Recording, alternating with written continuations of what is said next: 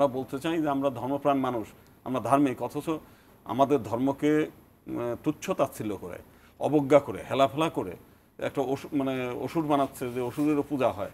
তো এইগুলো করা তো হিন্দুদের ধর্মীয় অনুভূতিতে আঘাত। ভারত একটা হিন্দু প্রধান দেশ, তো সেখানে সংখ্যাগরিষ্ঠ মানুষদের ধর্মীয় অনুভূতিতে আঘাত করে সেই সরকারও তো দায়িত্বহীনতার পরিচয় দিয়েছে।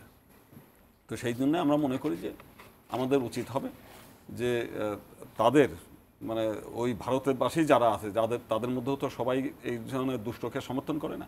যারা মানে সুশীল সমাজ আছে, ভালো মানুষ আছে, ধার্মিক আছে, উচিত হচ্ছে যারা এই ঘটনাগুলো ঘটিয়েছে, বিশেষ করে মুর্শিদাবাদের দুটো পূজা মণ্ডপে, তাদের বিরুদ্ধে লিগ্যাল অ্যাকশনে যাওয়া, তাদের বিরুদ্ধে ধর্ম অবমাননার মামলা তৈরি করা এবং সরকারের পক্ষ থেকে এই ব্যাপারে ব্যবস্থা নেওয়া। আর আমরা আমাদের যিনি প্রধান ডক্টর মোহাম্মদ ইউনূস, উনি আসবেন। আমরা সামনে নির্বাচনের জন্য উনিও ঘোষণা দিয়েছেন, নির্বাচনের প্রস্তুতি সবাই চলছে, বাংলাদেশে একটা নির্বাচনের একটা আবহাওয়া তৈরি হচ্ছে। তো সেই দিকে উনিও ঘোষণা করেছেন যে ফেব্রুয়ারিতে নির্বাচন দেবেন, এবং আমরা আশা করছি, সেই আশা নিয়েই বসে আছি। জি, আরেকটি প্রশ্ন ছিল আপনার কাছে।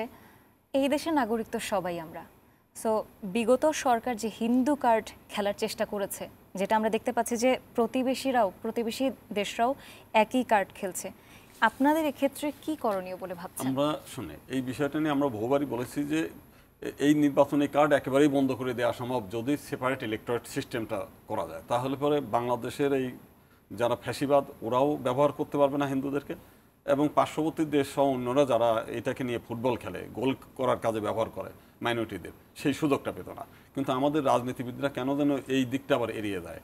তাতে হয় কি, কিছু হিন্দু সংখ্যালঘু সম্প্রদায়ের কিছু লোক পার্লামেন্টে এবং অন্য জায়গায় প্রতিনিধিত্ব পাবে, কিন্তু অন্যের খেলার সামগ্রী হবে না।